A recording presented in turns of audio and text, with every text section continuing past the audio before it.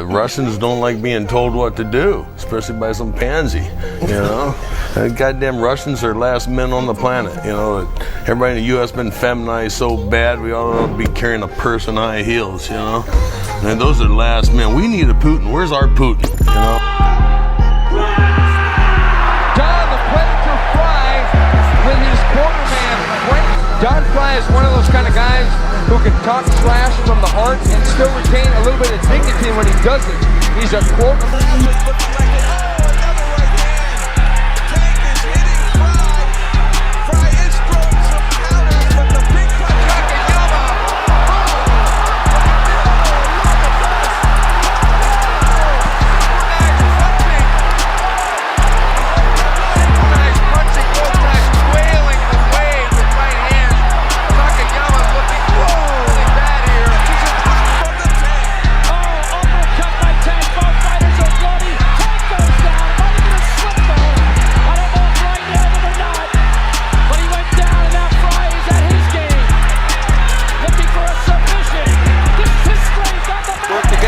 There goes the mouthpiece from Goodrich's mouth, I believe. Oh, underhooks. He's going to go out. Gary Goodrich is really in trouble here. Frye landed. Work the elbows.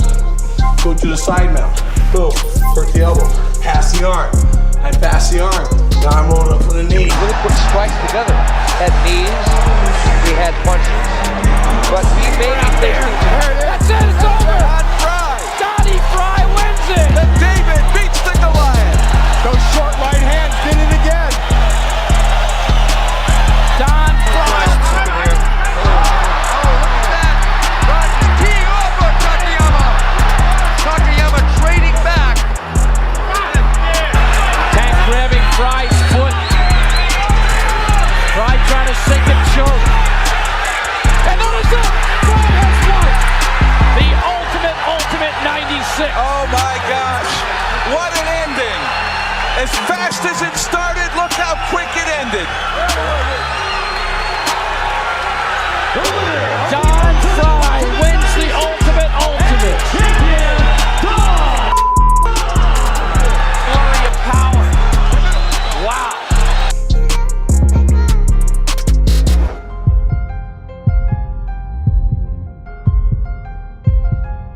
MMA pioneers are a rare breed, descending from a lineage of trailblazers who paved the way for the sport's evolution and its stars today.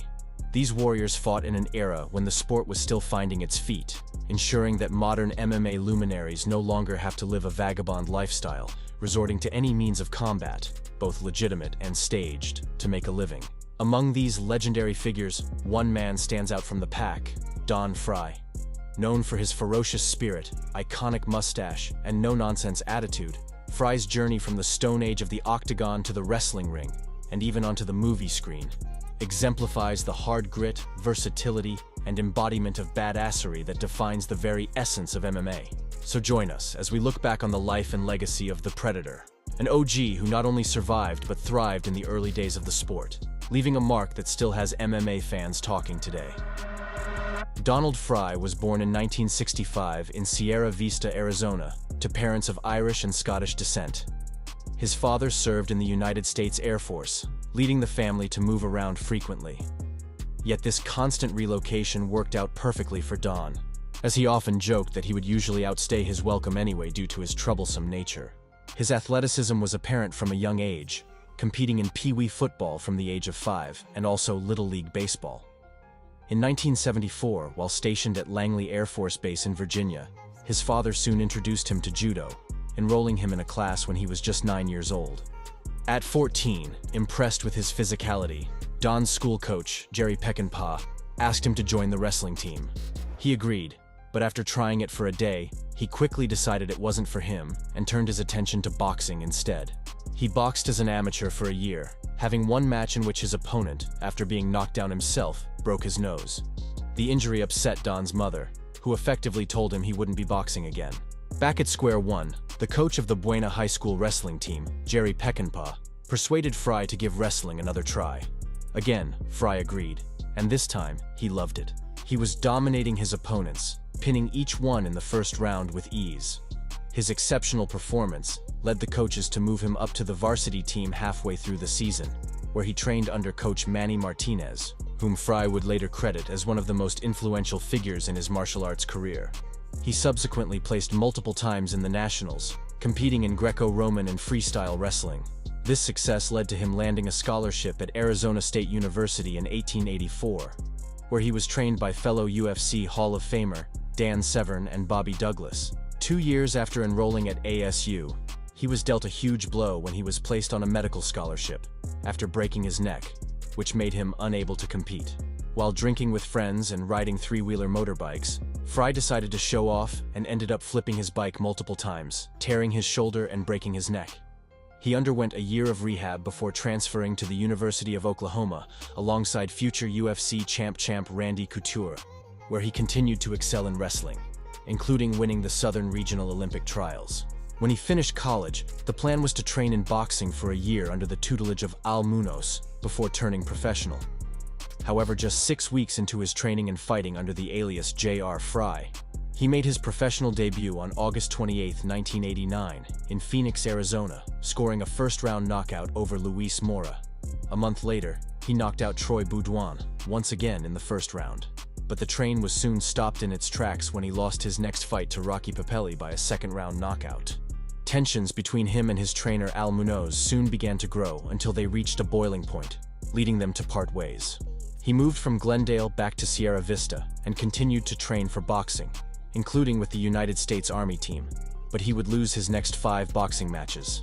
Due to personal issues at home, Don decided to retire from boxing in 1990 with a professional record of 2 wins, 5 losses, and 1 draw.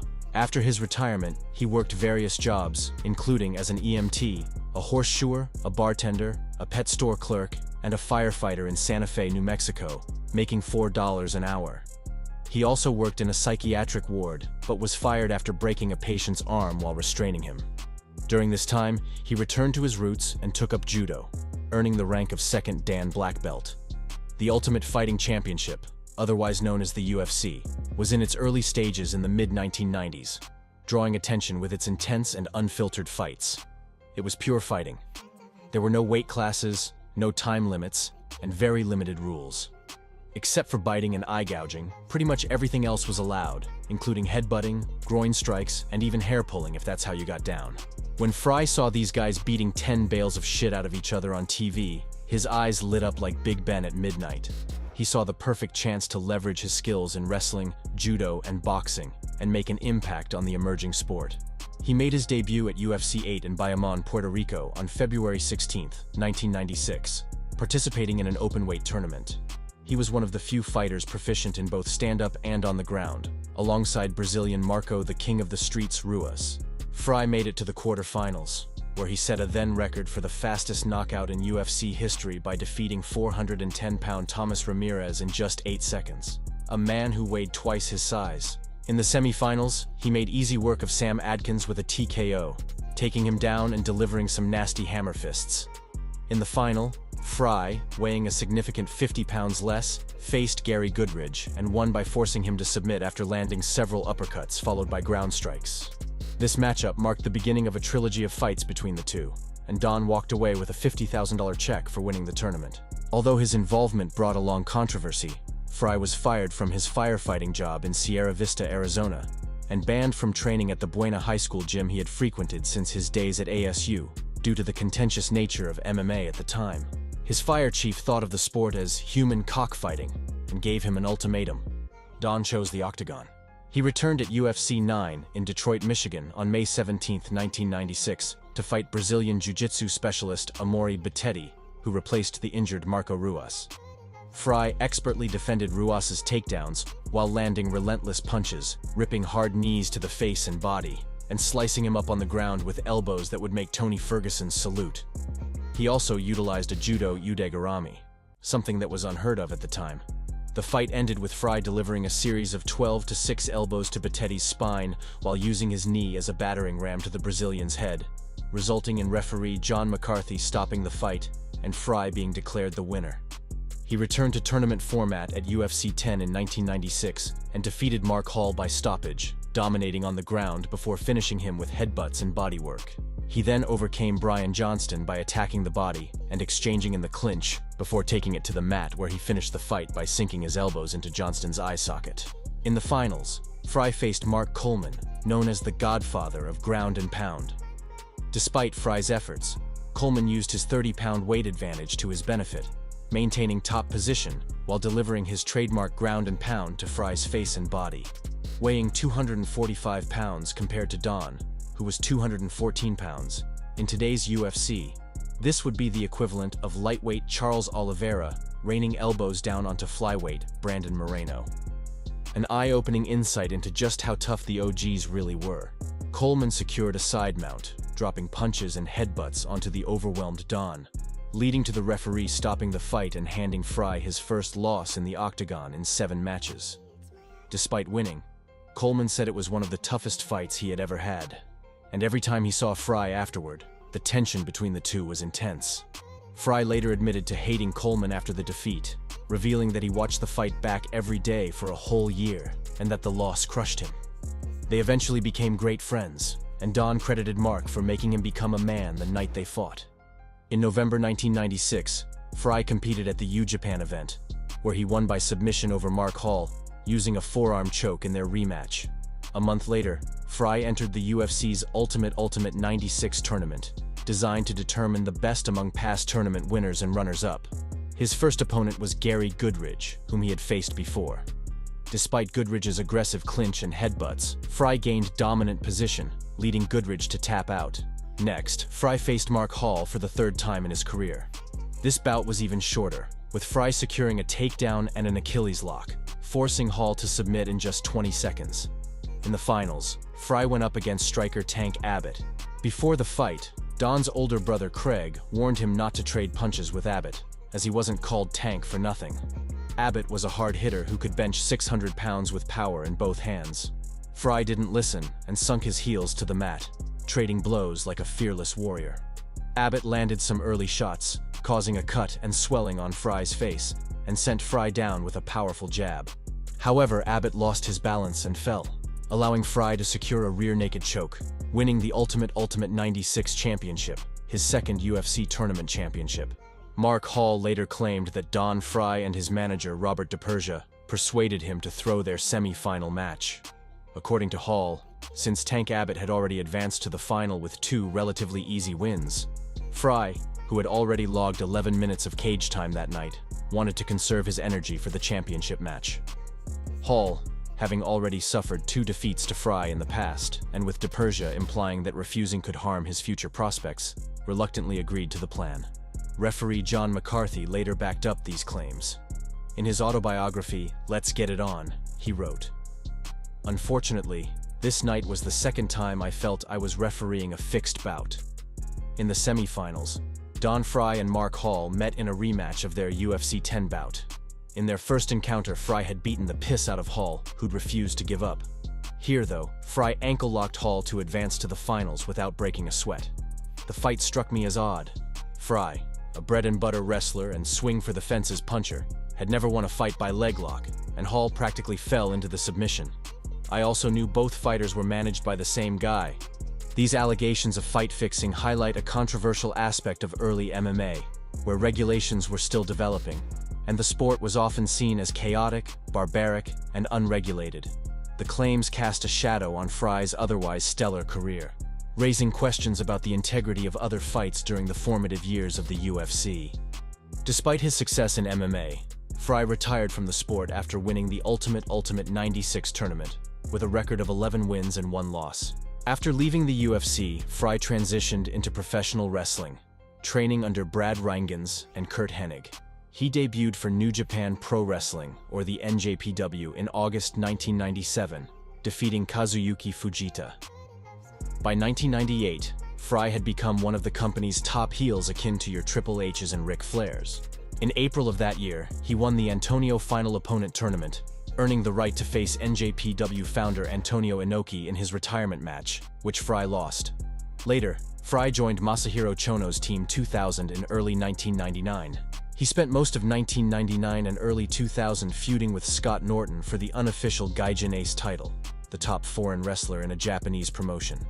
competing in the G1 Tag League with Chono, and unsuccessfully challenging for the IWGP Heavyweight Championship twice, losing to Keiji Muto in April 1999 and Kensuke Sasaki in February 2000. After 2 years with Team 2000, Frye joined Keiji Muto's stable, BATT.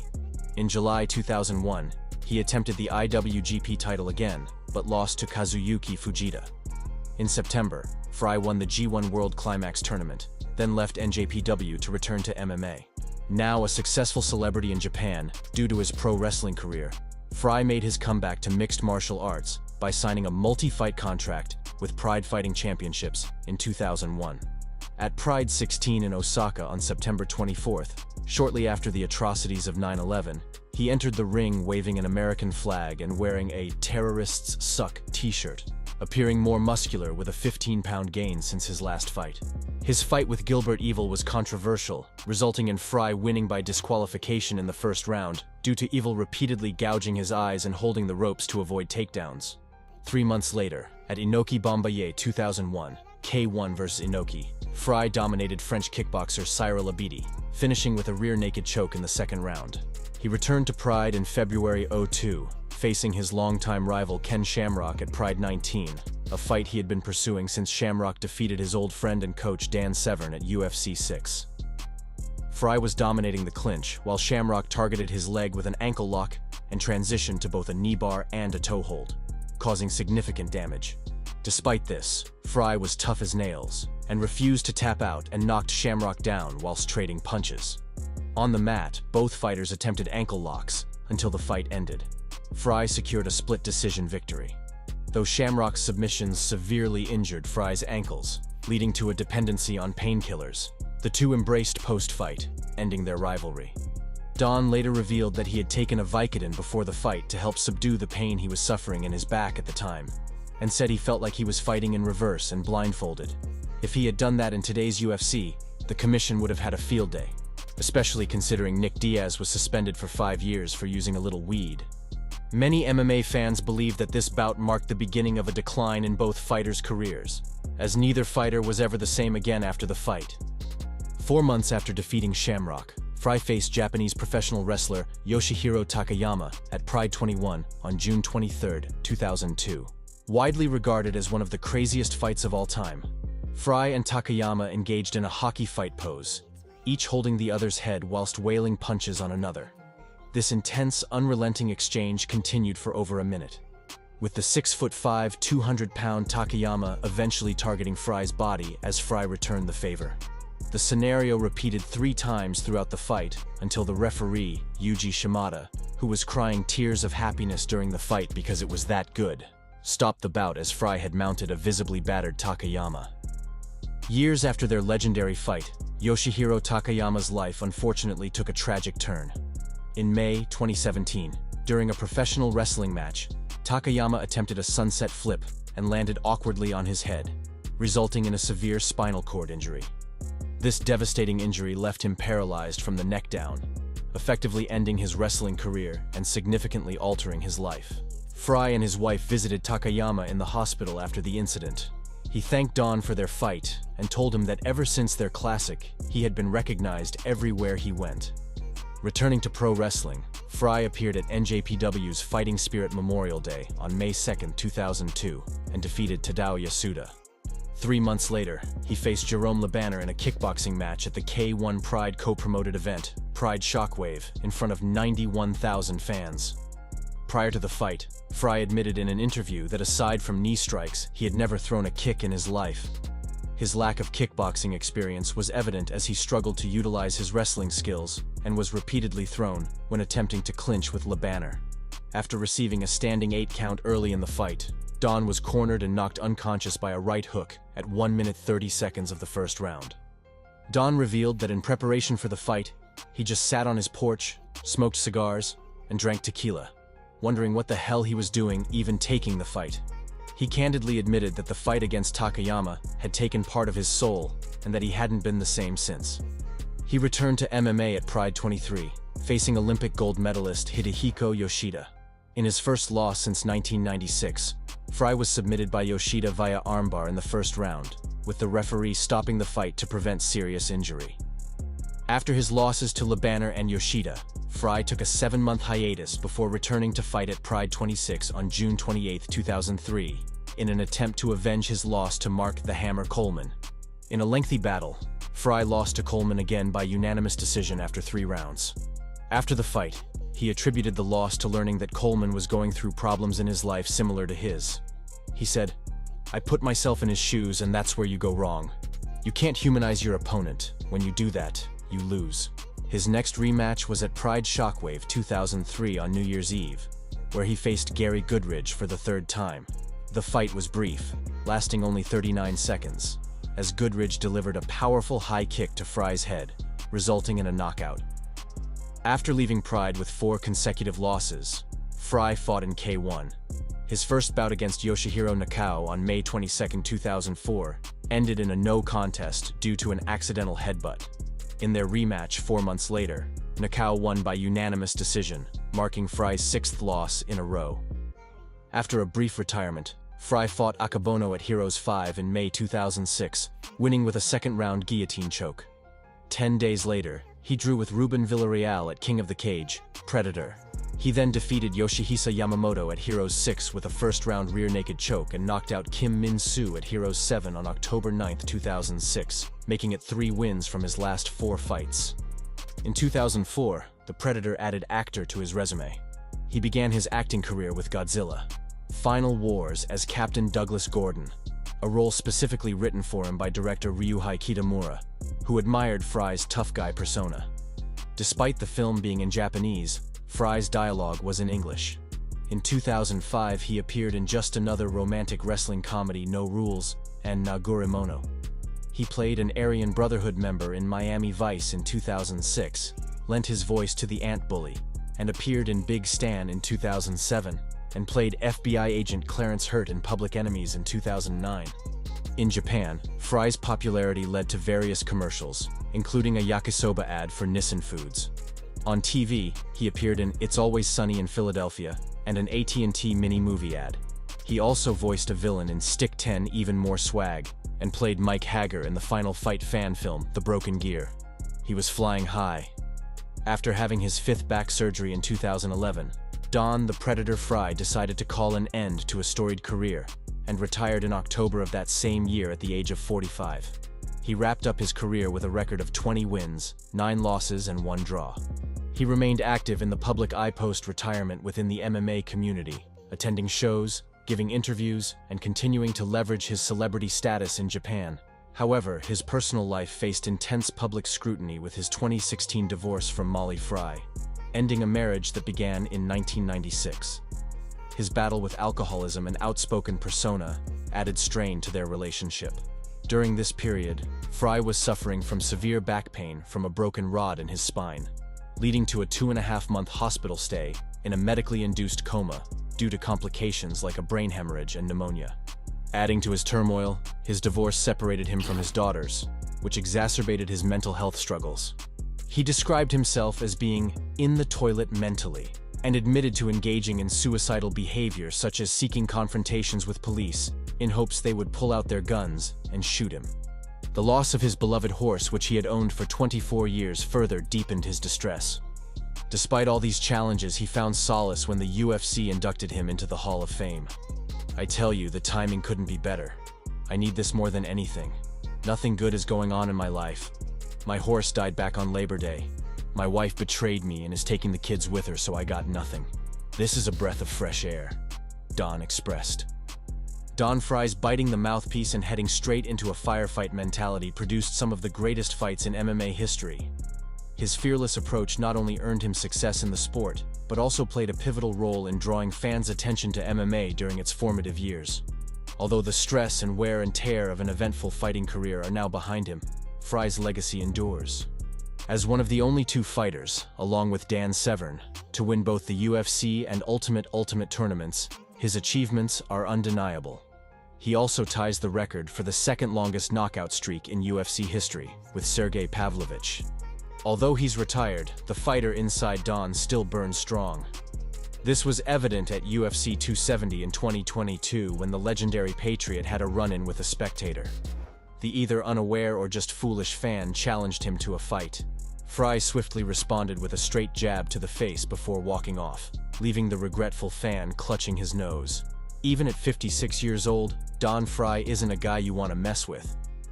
Thanks for joining us on this journey through the incredible life and career of Don Frye. From his fearless battles in the octagon to his iconic roles on the big screen, Frye's legacy is one of toughness, strength, and a brawling spirit.